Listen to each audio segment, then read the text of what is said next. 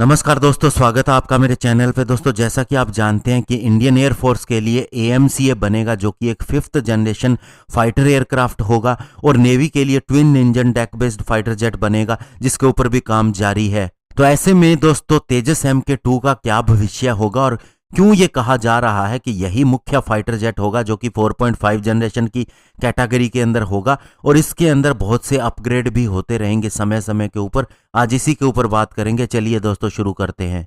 तो दोस्तों, अभी हमारा जो डिजाइन है तेजस MK2 का, ये एक्चुअल में तेजस MK1 के ऊपर अपग्रेड करके बनाया गया है। स्पेशली एरोनॉटिकल डेवलपमेंट एजेंसी के इंजीनियर्स ने कोऑर्डिनेशन किया ASR यानी कि एयर स्टाफ रिक्वायरमेंट के हिसाब से। और दोस्तों, ये मिराज 2000 को रिप्लेस करेगा और टेक्नोलॉजी और कैपेबिलिटी के मामले में उससे कहीं ज़्यादा आगे होगा।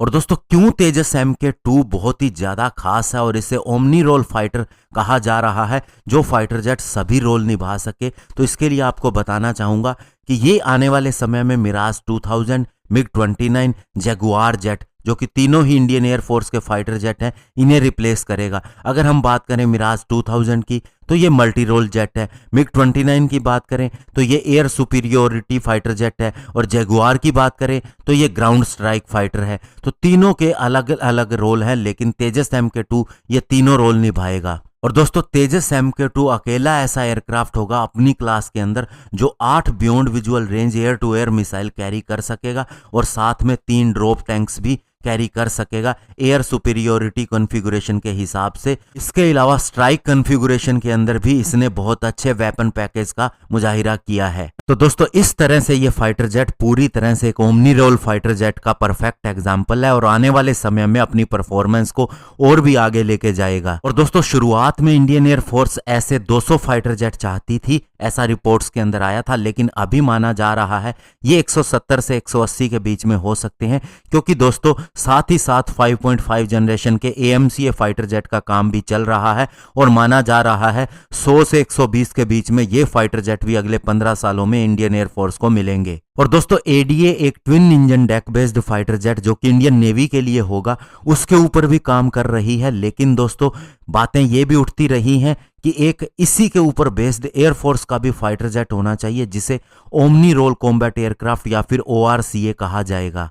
और ऐसा करने के लिए twin engine deck based fighter jet के जो लोअर पार्ट है उसके अंदर काफ़ी ज़्यादा डिज़ाइन में चेंज करना पड़ेगा। विंग्स के अंदर, लैंडिंग गियर के अंदर भी काफ़ी ज़्यादा बदलाव करने पड़ेंगे। लेकिन दोस्तों, आपको बता दें कि twin engine deck based fighter jet के अंदर कोई भी एयरफोर्स का ऑफिसर इन्वॉल्व नहीं है इसके प्रोग्राम में। इसके अलावा ये एयर स्टाफ रिक्वायरमेंट जो कि इंडियन एयरफोर्स के फाइटर जेट की डेवलपमेंट के लिए एक क्वालिफिकेशन दी गई है, उसको भी पूरा नहीं करता, यानी इसको उसकी ज़रूरत नहीं है। तो इससे पता चलता है कि इंडियन एयरफोर्स ज़्यादा इंटरेस्टेड नहीं है इस ORCA फाइटर जेट के अंदर, और वो अपना पूरा कॉन्फिडेंट LCA तेजस MK2 के अंदर और AMCA के अंदर ही दिखाना चाहती है।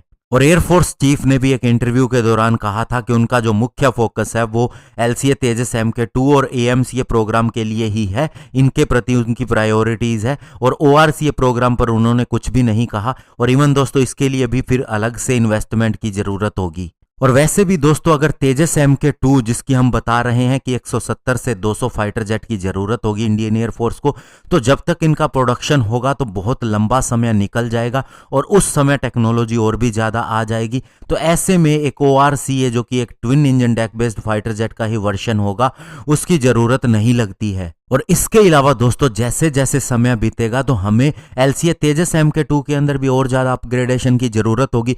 5th जनरेशन फाइटर जेट का कार्य शुरू हो चुका होगा, तो उसकी भी बहुत सी चीज़ें आगे तेजस MK2 के अंदर लगाई जा सकती हैं। इसे हम इसका सेकंड वर्जन या ब्लॉक 2 भी कह सकते हैं, तो वो भी ज़रूर आएगा। तो इस तरह से दोस्तों, आने वाले समय में मुख्य फोकस LCA तेजस MK2 के ऊपर ही होगा, और यही इंडियन एयरफोर्स की सारी रिक्वायरमेंट भी पूरी करेगा। धन्यवाद। जय हिंद।